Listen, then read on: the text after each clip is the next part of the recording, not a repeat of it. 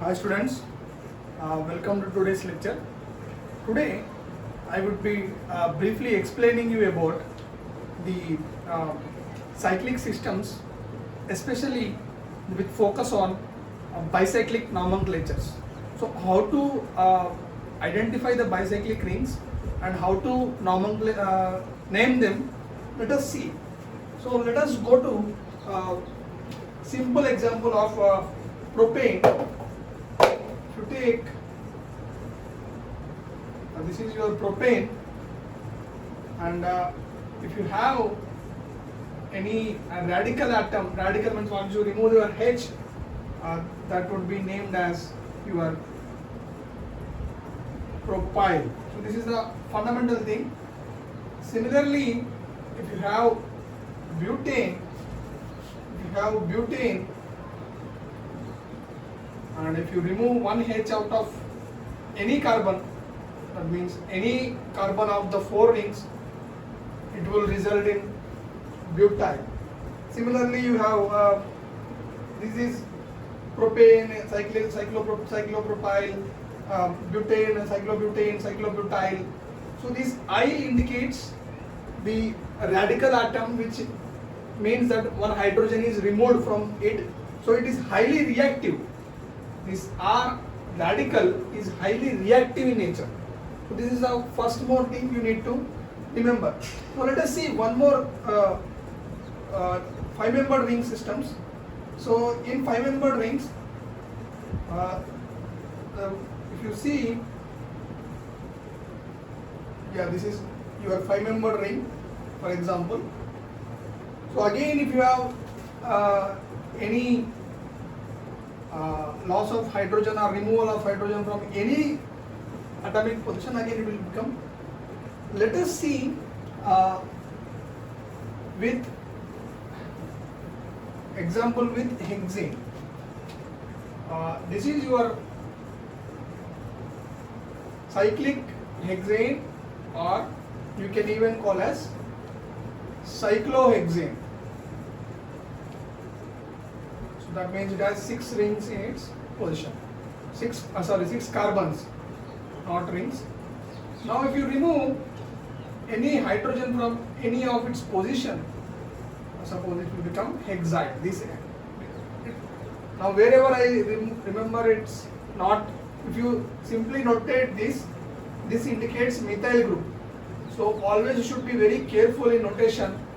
Wherever I am specifying R dash, here it is your radical, not methyl group. So this is the one more fundamental you need to remember. Let us see bicyclic systems. In bicyclic system, suppose if you have this is your cyclohexane. Now in the cyclohexane, suppose you have like this structure. So now this is not your cyclohexane, but it is cyclohexane.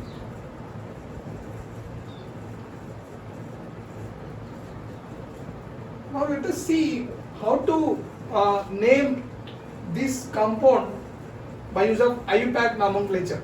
So IUPAC is the standard nomenclature pattern. So let us see how to do that. So before going into this, you should identify in a bicyclic system the bridge heads. So what is bridge head? This is one more big question arises to you before going into nomenclature. So in that, divide the structure into two structures. Suppose let me divide. So now I am dividing this structure. So this is my one half. Now this is my another half. Now these two halves combine at this position. So now these positions are termed as my bridge heads. So this is the fundamental in my nomenclature. Next thing is, after identification of bridgeheads, second thing is total number of carbons in the cyclic system. So let us identify the total number of carbons. That is 1, 2, 3, 4, 5 and 6. So there are total 6 carbons in my cyclic system. Third one, identify each atoms in a system. Suppose if you take this one, you have two atoms. If you take this system, you have 2 apart from bridgeheads. Now here you have 0. So now you have to mention the total number of carbons in a system in a parenthesis along with the other atoms. So now this is bicyclohexane. So that should be mentioned in 2.2.0. So this definition is for descending order. So now I have to show the descending order of system excluding the bridgeheads. Now my total name will be bicyclo 2.2.0 cyclohexane. Okay, this is the classical example. Let us go into deeper structures and let us see how it affects the system. So let us go with the one more classical example. So here I am taking an example where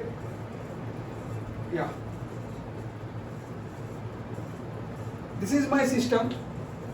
Now I already told you, identify the bridge. Suppose I will divide into this system into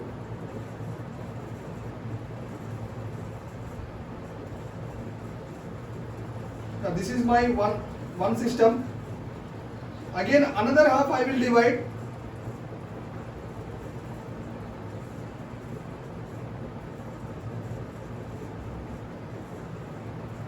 Now I am combining these two. I am resulting into this structure.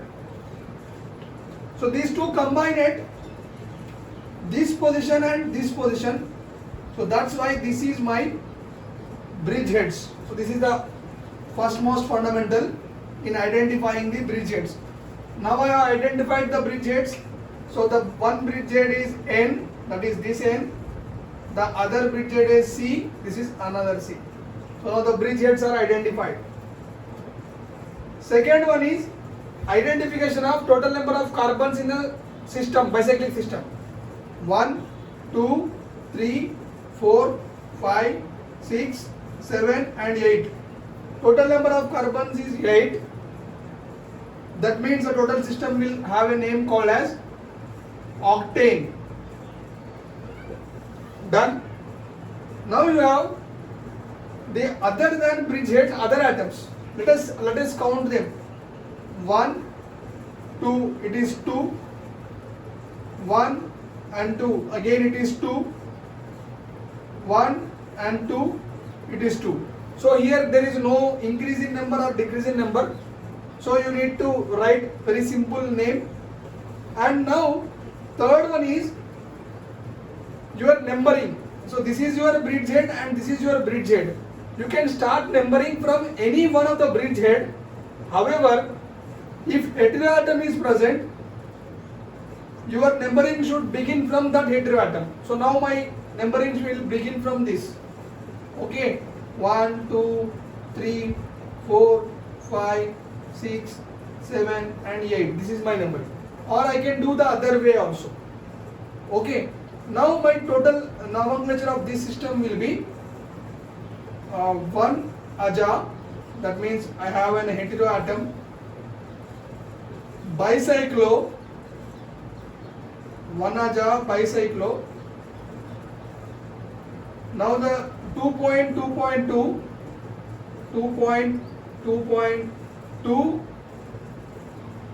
octane. So this is the fundamental nomenclature of my system. Suppose now I have given the numbering in this fashion. Let us see one more structure. Here, if I have a heteroatom, that is substituent, that is amine at this position. Now if I have a substituent, obviously my numbering pattern should start from here. That means the name goes is 2-amino 1-aja bicyclo 2.2.2 octane. So this is the fundamental nomenclature. Let us see one more structures in which let us see very difficult structures. So here you will let us see the basic nucleus of penicillins, cephalosporins and anything. Here you have a ring system.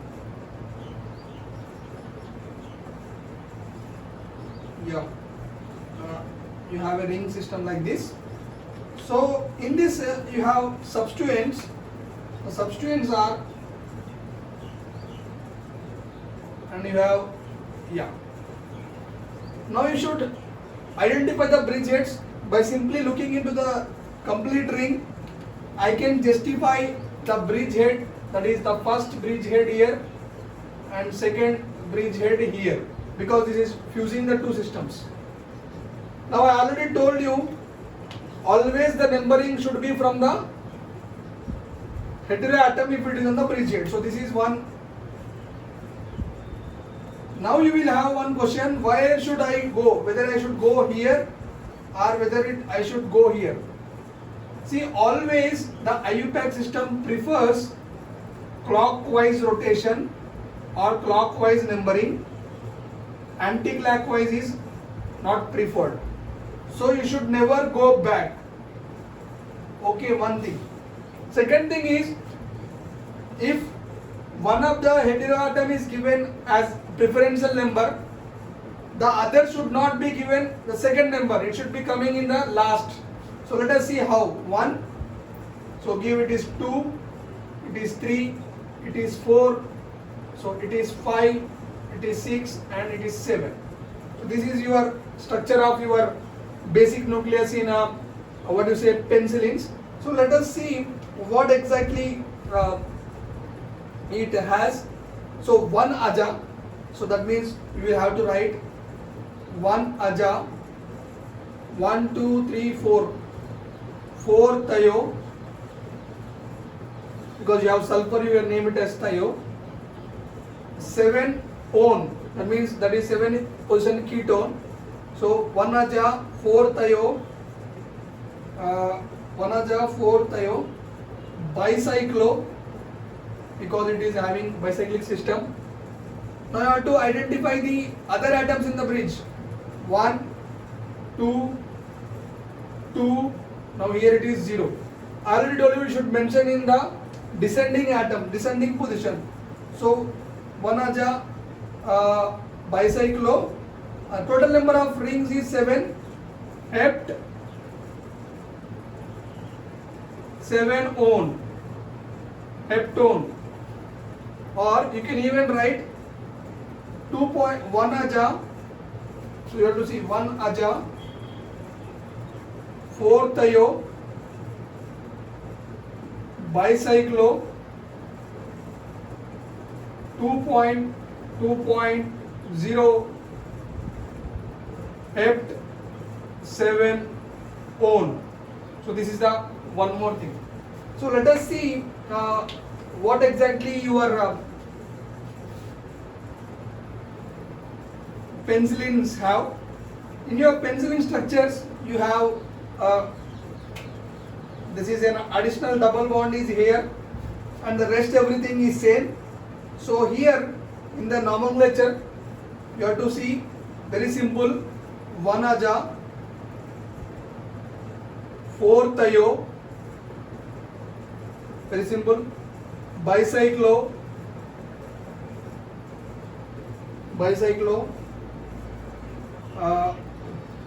2.2.0 hept 2 in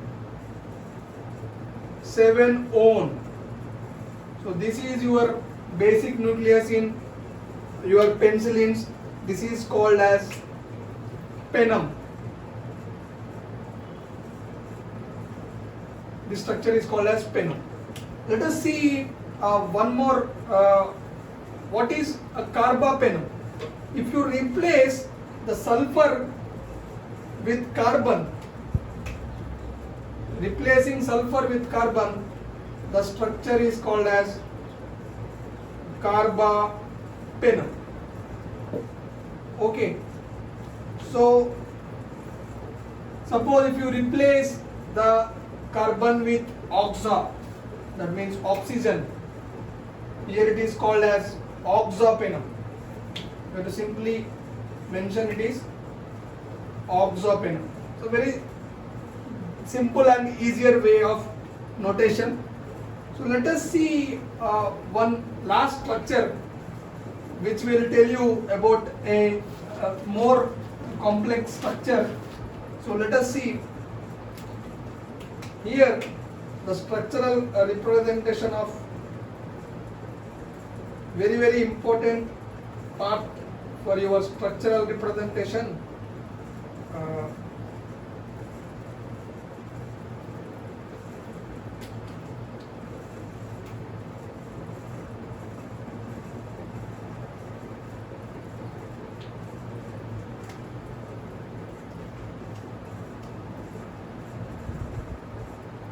This is my structure.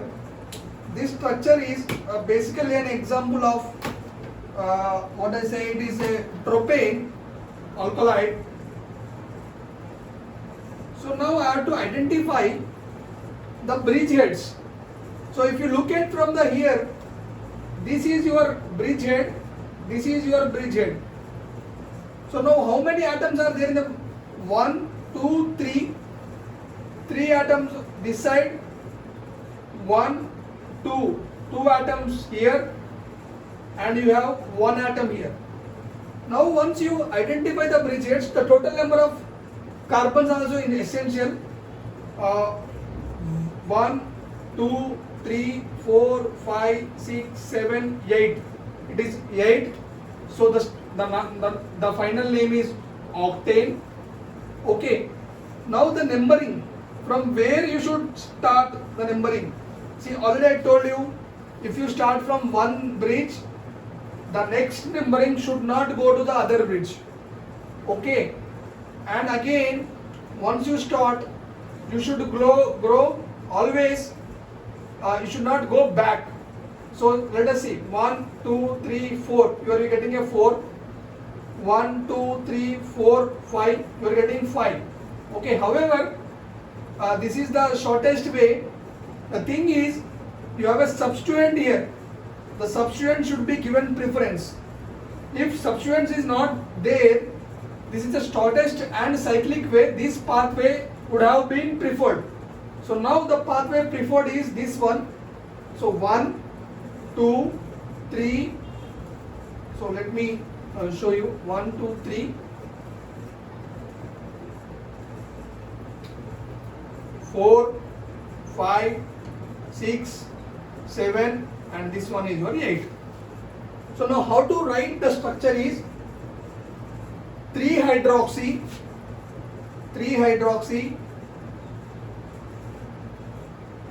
1, 2, 3, 4, 5, 6, 7, 8. 3-hydroxy, 8-methyl, 8-aza octane. So this is the total. So let me tell you, 3-hydroxy. So this is my first name. Next is 8-methyl, 3-hydroxy, 8-methyl, bicyclo.